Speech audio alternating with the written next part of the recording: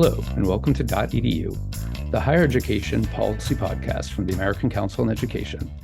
I'm your host, John Fansmith, and I am joined by my regular co-hosts, Sarah Spreitzer and Mushtaq Gunja. How are you both doing? Hey, John. Hey, guys. And we'll be joined a little bit later in the episode by Dr. Cynthia Teniente-Matson, the president of San José State University. She's going to talk with us about what it's like running a university located in the heart of Silicon Valley and the role that diversity, equity, and inclusion plays in how they prepare students both to succeed on the campus and in the workforce. But before we get to that, there is an issue that has been drawing national attention on our campuses and outside our campuses, and that's around the heated and at times very personal debate that's going on campuses around the conflict in Israel and Gaza. So we wanted to take a little time at the start of this and invite on our president, Ted Mitchell, to come and join us and talk a little bit about what he's seeing across a broad landscape and share some thoughts on that. Ted, welcome. Thanks, John. Thanks for having me. Yeah, and so there are a lot to unpack around this, right? I've sort of teed it up in the broadest possible terms. And I think one of the things, you are a former college president, you are now the president of the American Council on Education, you represent college presidents, you have a broader view a lot of times of what, the media and the public tends to focus on individual incidents that are coming up. Can you give a sense from your perspective? When we look at this, we see the news response. We see often, again, very, very heated, very, very intense reactions and feelings on both sides. When you look at this, what do you see? Yeah, thanks. And we're in a very complicated situation. And I want to start by making sure that nothing I'm saying is aimed or felt to minimize the circumstance. I mean, the horrific terrorist attacks by Hamas on Israeli citizens is unconscionable. And we are now in the midst of a follow-on crisis in the war between Israel and Hamas. And these are dire times in the Middle East. And so I want to start there. But as you say, the response to this has been very personal, very emotional, and rightly so. And I think we were nice enough to say that I've had a professional journey, but I've also had a personal journey. I'm also old. And so the first perspective that I put on this is kind of, we've been here before. And that's not just a personal reflection, it's also a historian's reflection. When you think about the Vietnam War protests, when you think about the protests on our campuses regarding civil rights, the protests on our campus about abortion rights and pro-life, I think it's really important for all of us to normalize campus, quote unquote, unrest as really one of the primary functions of institutions of higher education, which is really to give an opportunity for some of the most violently contested issues to be played out in a setting in which the emotional and the personal can be also shaped by the logical, the historical, the rational, the cultural. And those are our higher education institutions. So in a way, we have a responsibility. It's kind of a crucible for American society's differences, to put those differences into play on our campuses with guardrails that can help students understand each other's perspectives and also hopefully come to some recognition of where common ground might lie. Ted, you talked about this, not being something new, but it just feels so upsetting, I think, this time. And watching, our campuses really struggle with how to respond. As a former president, do you think is there a right way or is there a wrong way to respond to what's happening on campuses? Or are there some things that you think are lessons learned that college presidents should keep in mind? It's a great question, Sarah. And I think, as we know at ACE, because we have the luxury of looking across the landscape at the multiple kinds of institutions in multiple settings, context matters here. And while there's no one silver bullet or one best sort of policy solution for higher education institutions, similarly, there is not one best way to deal with this situation. And so I really empathize with presidents who are trying to figure out what the right thing to do is in their particular context. And so we're seeing a variety of responses, and we should see a variety of responses, because what works in a rural community in Idaho is not likely to work in New York City or Los Angeles. And so I expect and admire the work that our presidents are doing to try to deal with this. But I guess I will say that one of the things that is important is for presidents to understand that their responsibility here is to not stop people from feeling what they're feeling. That would be A, impossible, and B, an overreach. But what is important is for presidents to assert and defend the guardrails around civil discourse. And so to be very clear that violence, whether it's physical or verbal, retribution for acts or demonstrations, those are unacceptable as ways of expressing difference. And so I think presidents are always on the safest ground and also the best ground if they are defining and holding fast to the guardrails in which dispute takes place. Ed, can I lean in on that history question? As a historian, Sure. How different is this moment than past sort of instances in which we've had conflict on campus? I mean, I think back to, I wasn't alive, but I think back to sort of what was happening on campus during Vietnam. I gather that it was a very heated time, that many Americans had their eyes focused on what was happening at Berkeley and in other places. Is this different? How is it different? Does it live in sort of this rich tradition of protest that sort of springs from our colleges and universities? Yeah, great question, and thanks once again for making me feel old, because I do remember the Vietnam protests at Berkeley and elsewhere. And also the ones around World War I. Is that right? Were you there? World War I was a tough time, very tough time. I remember it clearly, and the Civil War was, of course, the worst. There is a difference. Vietnam was largely a division of ideology, political perspective, and that's not to minimize the depth of people's feelings about that and the emotions that were running high. And let's remember that for a generation of Americans who are in college or of college age, Vietnam was a question of whether they were going to go fight in East Asia and potentially lose their lives in the cause of a war that they didn't support. And so in that way, it was also very personal. I think one of the things that's different about this issue, which makes it more akin to the civil rights issue than Vietnam, is that in so many ways, this is about identity. And this is about deeply held religious, cultural, historical, clan, tribe beliefs about where you've come from, where you belong in the world, who you are, and who's pushing against that identity. In the case of the most virulent anti-Semitism, pushing against your very existence as a people. And so I think that this may be a more difficult circumstance because of the depth of each individual's engagement with it that goes really quite deep and deeper than an ideological difference, and certainly deeper than a political difference. Yeah, and Ted, I want to appreciate you taking the time today. Before we let you go, though, any final thoughts you'd like to share with our audience? The issues that we're facing on campus today, having to do with Gaza and Israel, are not different in kind from the issues that we face around issues of diversity and inclusion on campus in general. They are about how one can understand and appreciate my own identity, but also understand and appreciate someone else's identity.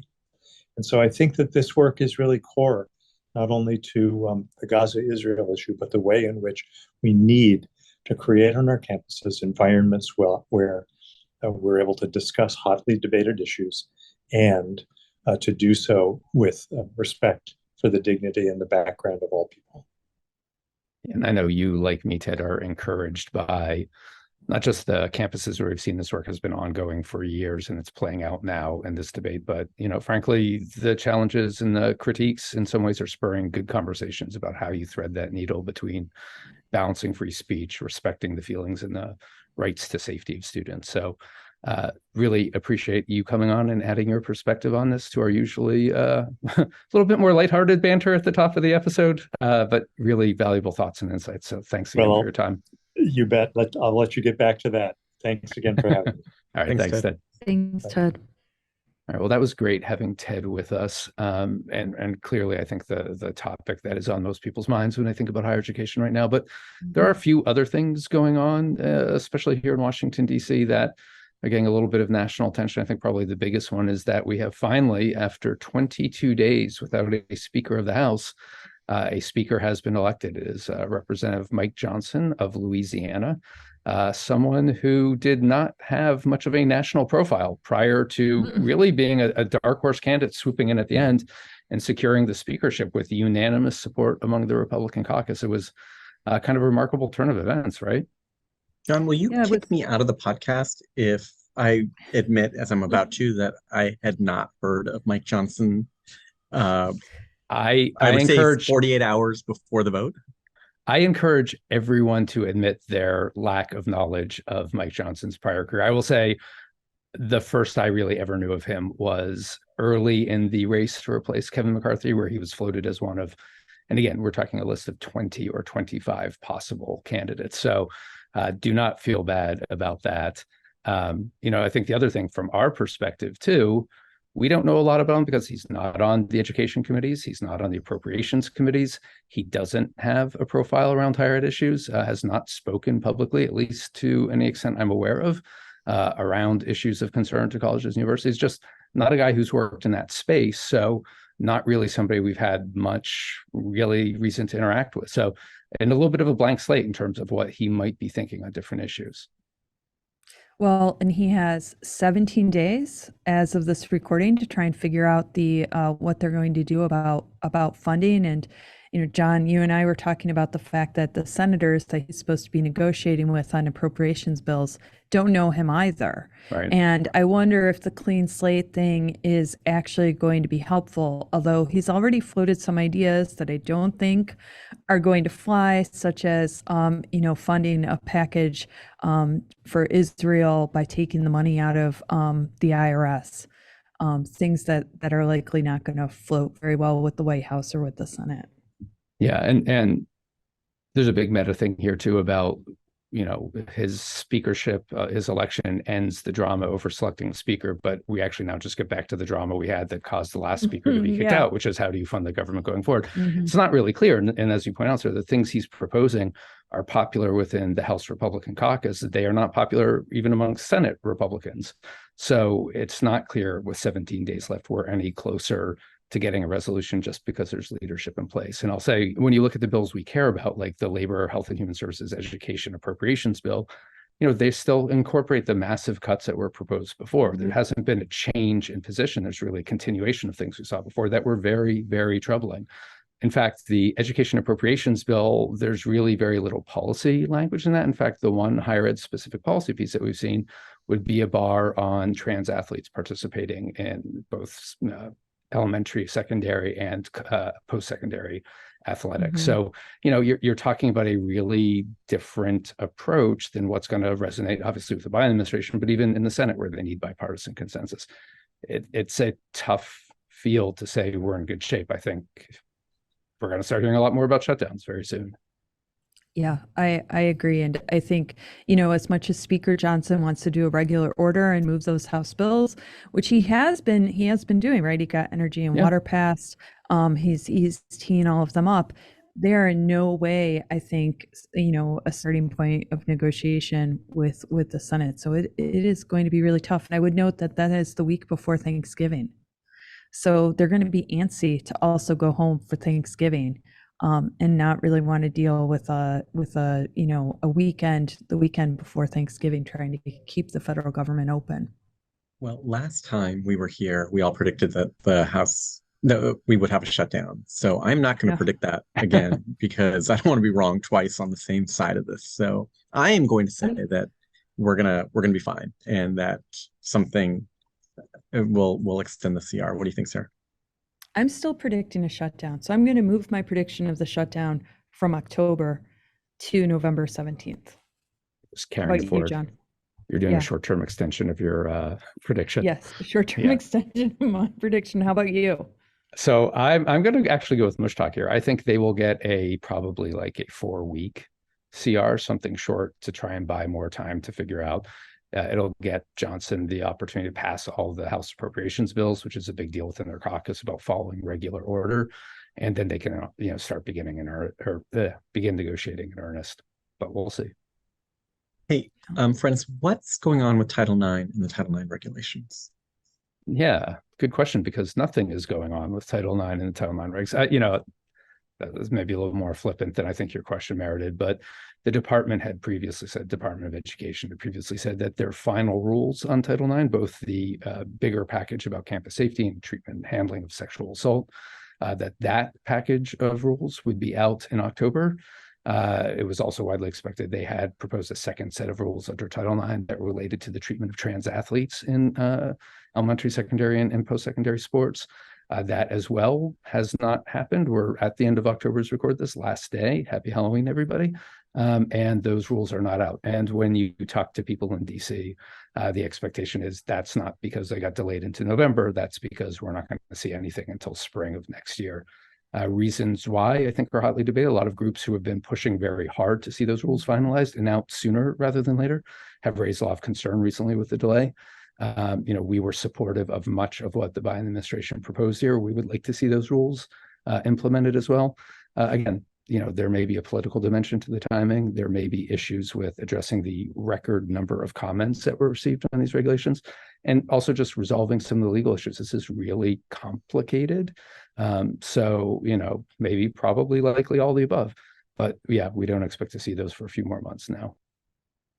But Mushtaq, there's something else that is happening on schedule, and that is the Carnegie classifications revisions. You want to give people a quick update on where that stands? I do, and I want to actually do a little tease as well, because our next podcast episode will be focused on the changes that we made to the Carnegie classifications. But we are announcing tomorrow on November 1st, again, happy Halloween, everybody. We will be announcing a couple of changes to the basic classification. In a very short nutshell, we will be announcing changes to the basic classification. They come in two flavors. One, we are moving away from the single label classification that has sort of dominated the Carnegie classifications for the last 50 years, and we will be moving to something more multidimensional. And second, we are changing the way that the classifications deal with research. So we are both changing the research methodology to something that's much simpler, a simple threshold to have your institution be eligible for R2 and then R1. And we're also creating a new category of research institutions called research colleges and universities for those institutions that aren't trying to offer doctoral degrees, but are doing research on their campuses. So all of this is exciting, and we will be announcing some of these changes, explaining some of these changes in a webinar that we are going to be doing on Friday, and there will be links to all of it in the show notes. Yeah, and very exciting. And as I can speak for Sarah here too, having observed all the work you and your team have put into this, Mushtaq, I think people will probably be pleased to see the changes, but it definitely will reflect a tremendous amount of thought and effort and consultation. So you're right to be a little proud of the work you and your team have done. Yeah, I wanted to ask Mushtaq, how many meetings do you think you've done in the lead up to this announcement, Mushtaq? Yeah, Sarah, we've actually done, we've been tracking in a big Excel spreadsheet. I think we're up to now meeting with 5,500 folks on campus and 250 unique institutions. So it's been great. I have to say, it's been fabulous because I have been able to get out to so many places where college leaders are doing like the hard work of teaching and learning and doing the important research that's solving so many of our our country's and the world's problems. I mean, I'm just inspired every day. I'm the luckiest person in higher ed. I've been able to get to see all the great work that's happening, across the country. It's been fabulous. Well, we are going to hear from one of those inspiring leaders just after the break, but a great way to wrap up this part of the episode. And please stay with us. We'll be joined in just a minute by Dr. Cynthia Teniente-Matson. Hold on for that.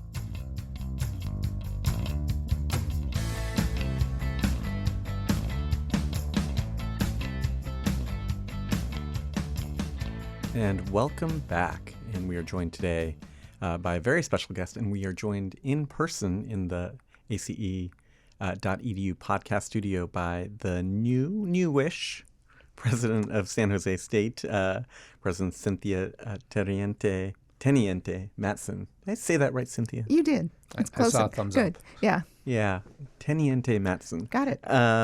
Cynthia had spent the previous 8 years as president of Texas A&M San Antonio. Cynthia is a member of the board of directors at ACE, has been on the board of directors at ASCU, among many others. And we are so happy to have you in studio. How is being president of San Jose State? How's this first year been? Oh, it's been absolutely fabulous. I arrived on Martin Luther King Day. So I sort of parachuted in right at the start of the spring semester. And so it's my first fall term on campus, my first opportunity to greet first time in college students as they're coming in.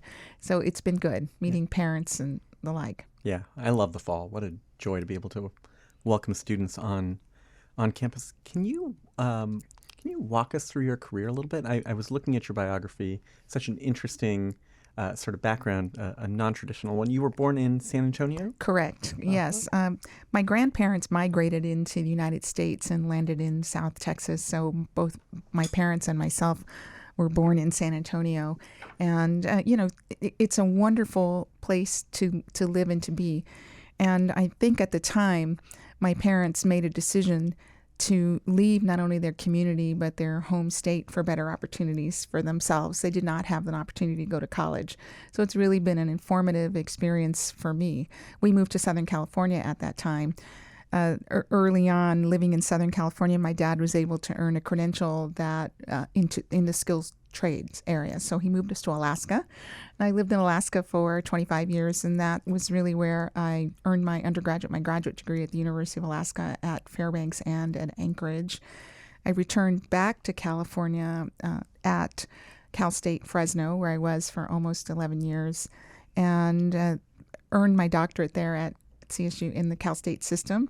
I was very happy to be in Fresno and enjoyed my time there. I returned back to San Antonio to lead Texas A&M San Antonio as president and CEO in the exact same neighborhood that my parents had worked so hard to get out of.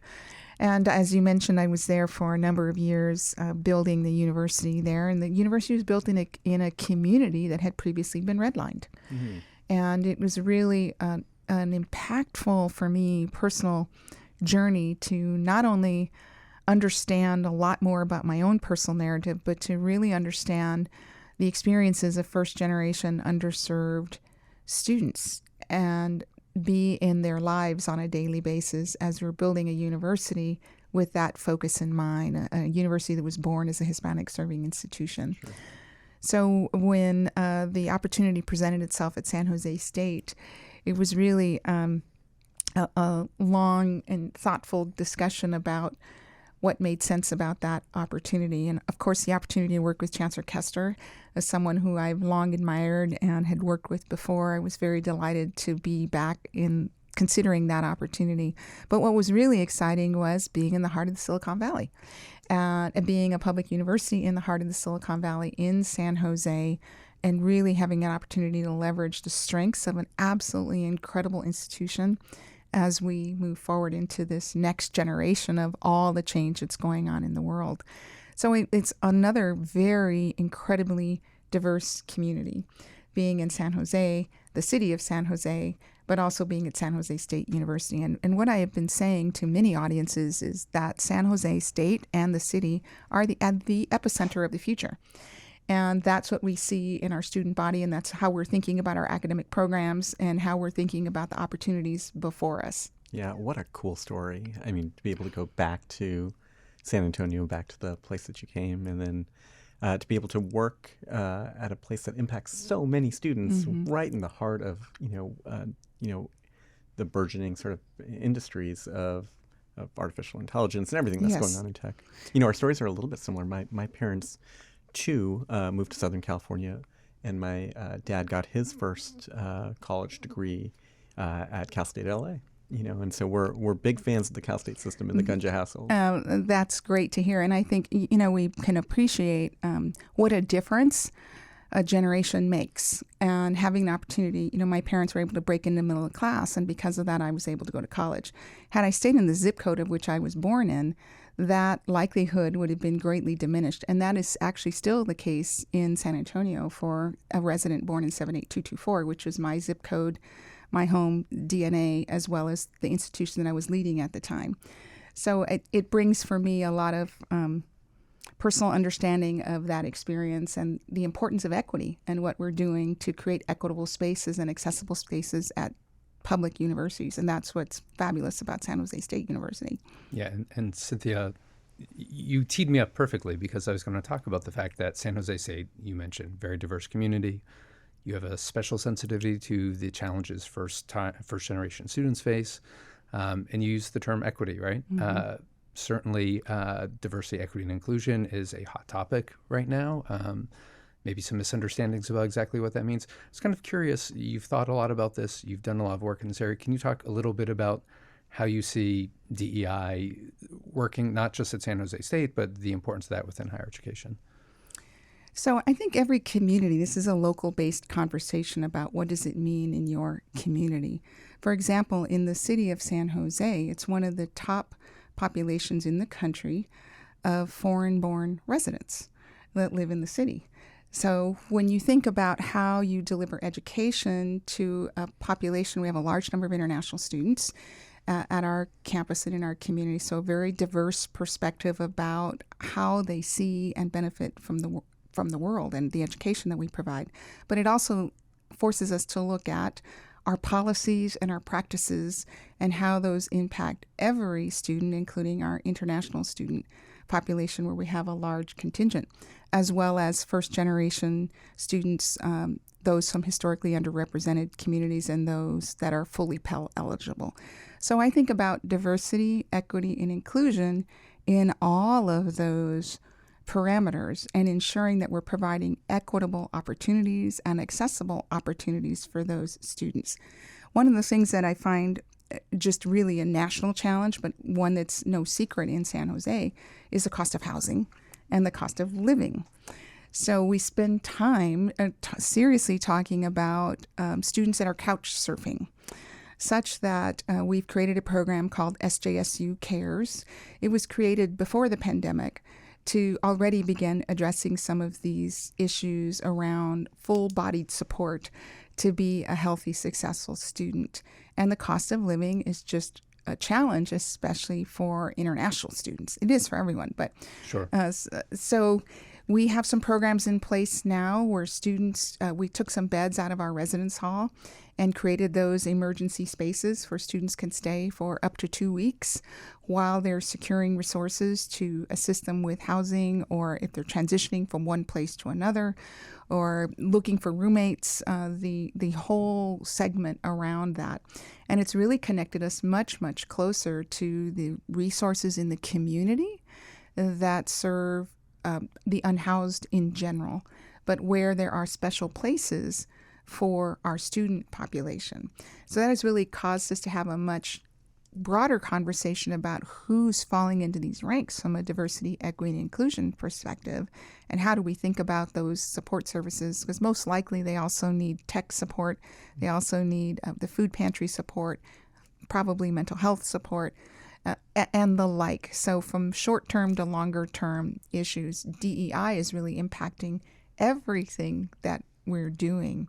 And it's well beyond race-based or ethnicity-based. This is about how people experience the university. And so I like to think about DEI in the broadest sense possible, but really a focus on equity and accessibility.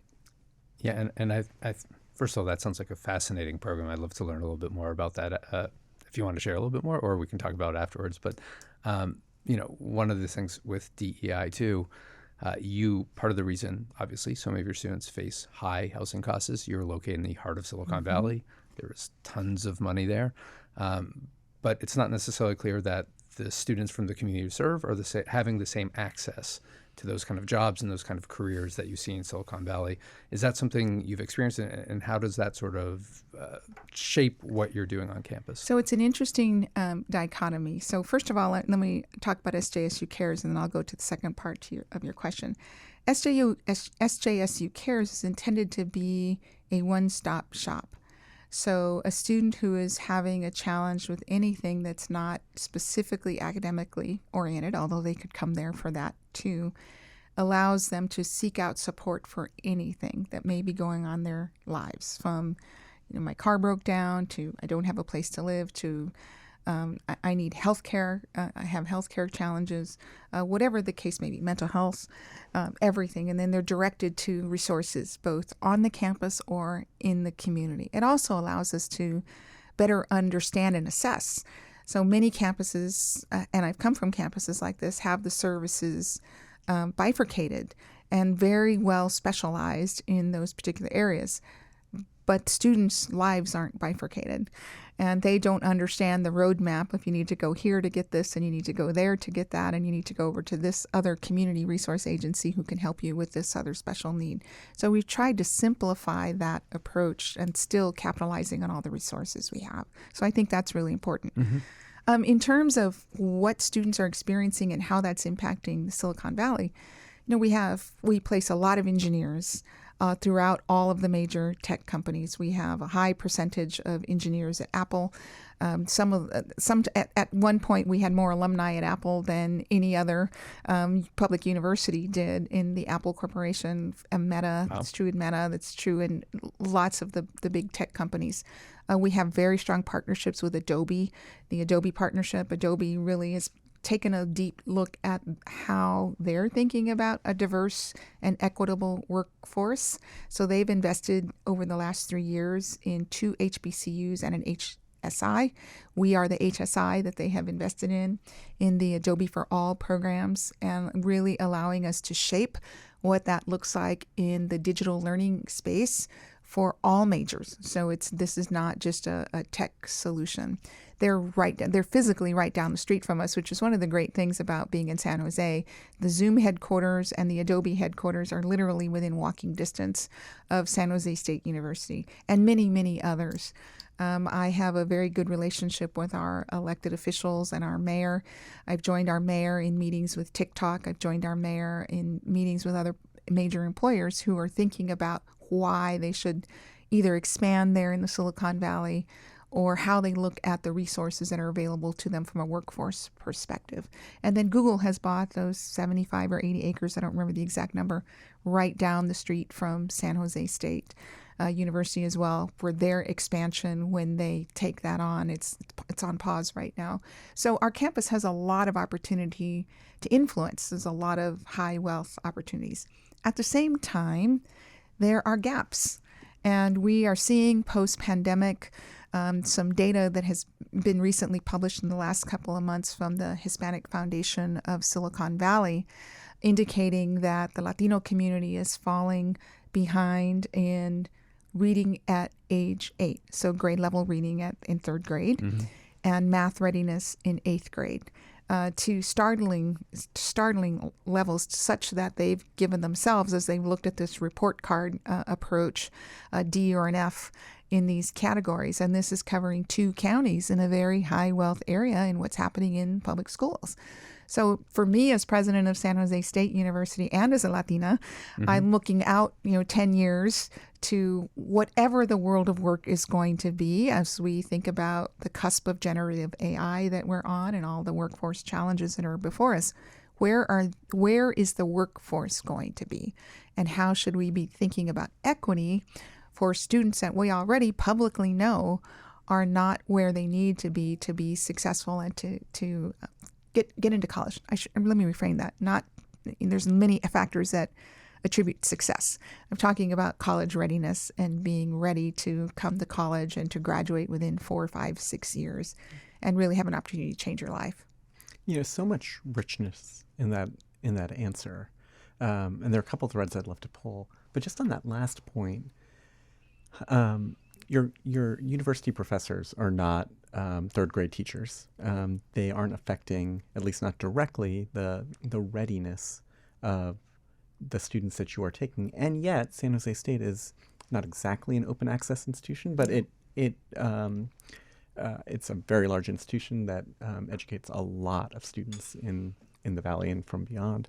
How do you think about sort of the journey of a student who is who desires to learn, comes to your university, is maybe a little bit unprepared? What's the journey for that student like? So this is, I think, one of those equity questions that we all ask ourselves in higher ed. So if you look at programs like engineering, computer science, computer engineering, some of these, what they call in California, impacted programs, the average GPA for someone getting into those degree offerings is over 4.0.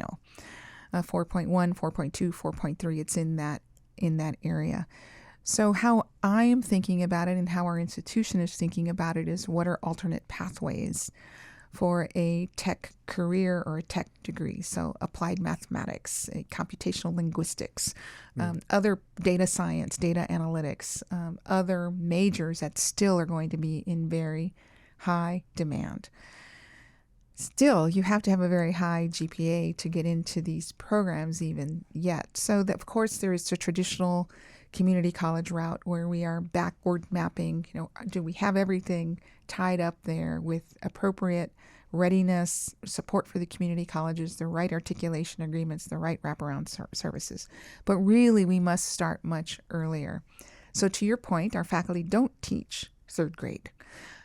But the more we understand what is causing the challenges, particularly in a college like the College of Education, then we can look at how are we preparing educators, where are we placing our near peers into some of those schools, how might we role model and co-create parent programs that we know can move the needle on success. There's a lot written about how these programs work, but we have to be in the schools to really make a difference. Yeah, no, that makes so much sense. I mean, if we know a little bit more about where those gaps are, where our high school students our secondary students are not quite meeting the mark, then we can help meet that mark once they come to our campus. So I think that's really important. We have a College Core program, for example, and the part of their big focus is introducing students in elementary and middle school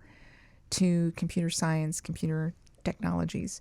And so their activities, which are paid for, so these are college students and they're being paid in the College Core to go back into the schools. It's not even curricular, it's co-curricular. It's experiential learning for them to introduce students, to support their family, to do the appropriate activities at those age and grade levels that gives them exposure to these disciplines, is a significant way that a public university can be in the schools. Now, these are very long fuses. We understand that, but we are capable of getting investors to help us move the needle on some of this program creation, content creation, and paying college students to be back into those programs. The other thing that makes it great is some students are going back into their home districts where they might have come from, but also they're multilingual. And that helps to see and to, if you want to speak in another language, because that's a comfort zone for you, there's that cultural affirmation as well that you can get there. I got there and you can too. Yeah, that's lovely.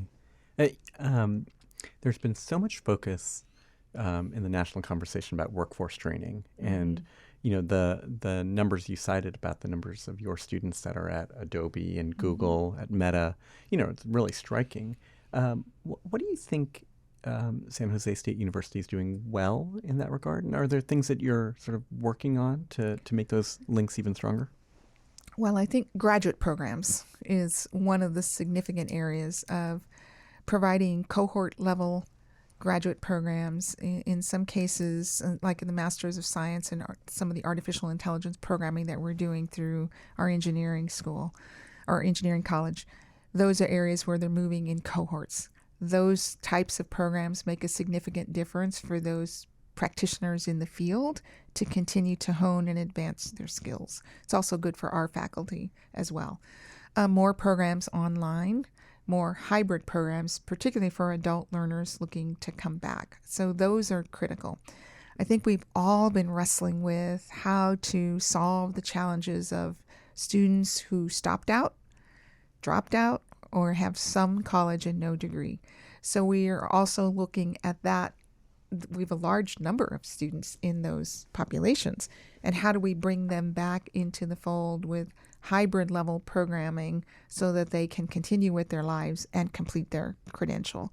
So some of those are directly connected to workforce so that those employees can continue to move on in their current careers or move to the next level. In some cases, their employer might be paying for their education. In other cases, they're paying for it on their own. So everyone, what we learned through the pandemic is everyone wants individualized, personalized support to show that we care about them, but also to complete their degree. So it's really stretched all of our capacity and all of our models, even in the Silicon Valley, to move some of these initiatives forward. And following up on that, but with a little bit of a pivot, it seems like every higher education conversation these days talks about artificial intelligence. You referenced that before. Mm-hmm. You're talking about how do you build systems that are personalized, that are individualized. Certainly, this is a technology that offers a promise. You're located in Silicon Valley. What does AI look like from the San Jose State perspective? How are you thinking about incorporating this both curriculum and across institutional operations? So we're wrestling with this like everyone else. So we have, I think, several lanes going on. First and foremost, how faculty are teaching using various forms of generative AI. So through our digital eCampus, I've seen some very forward-thinking programming that's coming from the faculty themselves, how their policies and their syllabi are reflecting the use of AI tools in their classroom. So things that faculty even 2 years ago weren't thinking about as challenges we all were through the pandemic to flip everything upside down. This adds another layer of complexity. So how we're teaching, how we're using the tools that are available to us now, and then how we're getting ahead of the curve. And that's why I use this phrase of being the epicenter of the future, that we're putting people in the workforce now who are going in to do the work. So there's the teaching component. I think we are all looking at the ethical dilemmas around artificial intelligence, generative AI, fair use, challenging those fair use methodologies, appropriate compensation, everything that we've seen in the recent writer strike, for example, Sure. where this was one of the issues.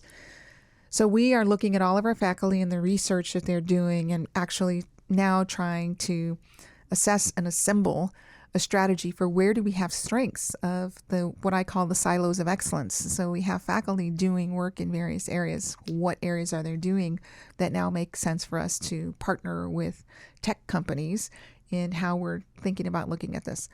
The other two areas are around cybersecurity, and what is happening in cybersecurity around AI, and how are we keeping up with that in our own curriculum as well as how we operate our university. The attacks are getting smarter, more sophisticated, and really can have, as you know, a significant deleterious effect for anyone engaged in that work. And then I think the thing that is most compelling for us is how are we thinking about curriculum for K through 12? So a kindergartner going to school now, preschoolers even, as we were discussing yesterday, are really having to think about teaching differently, and students that are going to come in with different tools and different expectations around generative AI. So I think, our Congress, I've watched some of the hearings that are going on now around these topics, and I sort of think about it in those three pillars: cybersecurity, the technical ethical issues, and then the other is how are we preparing all of our workforce and K through 12 curriculum to be prepared for this next generation. Yeah, and AC actually just filed comments with the Health, Education, Labor, and Pensions Committee in Senate about this, sort of talking about the range of possible applications and some of the concerns we've seen. And I think as one of the people who was part of that exercise. I'm very happy that we have people like you who are so thoughtful about this, because the enormity of what we are thinking about in this space, it can be a little bit overwhelming. So I've talked to some tech leaders who tell me that the most in-demand position right now is prompt engineering.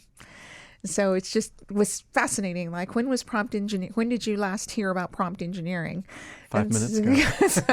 So this is the highest demand, position that some companies are looking at as prompt engineering. So the sophistication of how you even think about this is just, it just causes me to pause. Like I said, I myself I'm taking an online course right now on generative AI, and I find that I need to do this and really thinking about our own workforce and how are we training the people that are working at San Jose State University today. How are we thinking about improving their work life once they learn how to use and manipulate some of the tools that are available to simplify their work?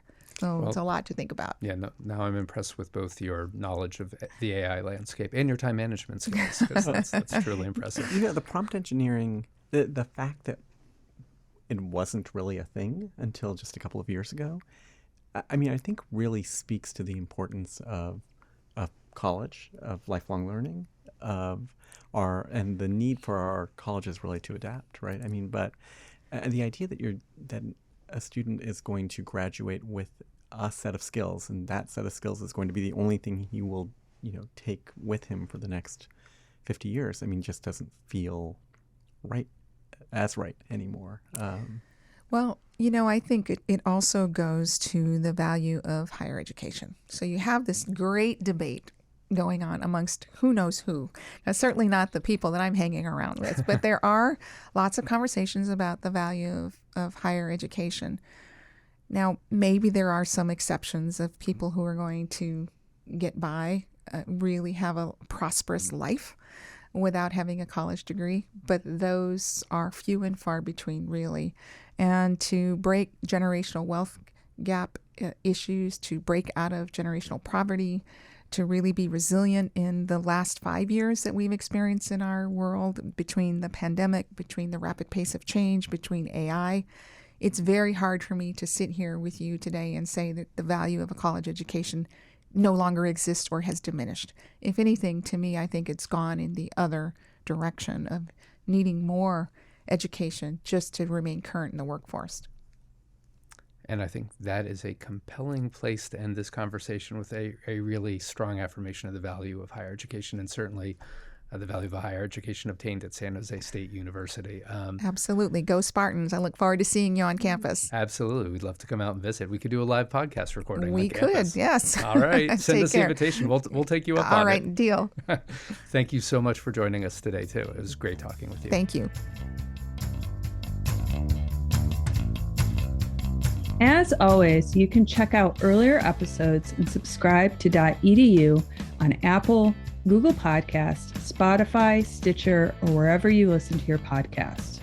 For show notes and links to the resources mentioned in the episode, you can go to our website at acenet.edu/podcast. While there, please take a short survey to let us know how we're doing. You can also email us at podcast@acenet.edu to give us suggestions on upcoming shows and guests. And finally, a very big thank you to the producers who helped pull this podcast together: Lori Arnston, Audrey Hamilton, Malcolm Moore, Anthony Trueheart, Rebecca Morris, Jack Nicholson, and Fatma Gom. They do an incredible job making this happen and making John, Mushtaq, and I sound as good as possible. Finally, thank you so much to all of you for listening.